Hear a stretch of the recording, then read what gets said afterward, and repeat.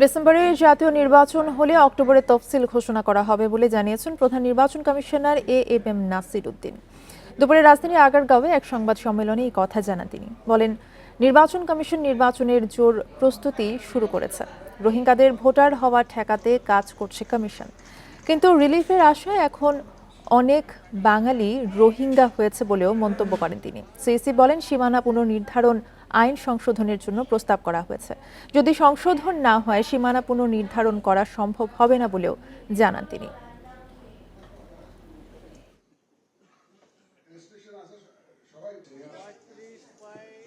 Election ডেটের প্রায় অন্তত 2 মাস আগে শিডিউল ডিক্লেয়ার করা লাগে।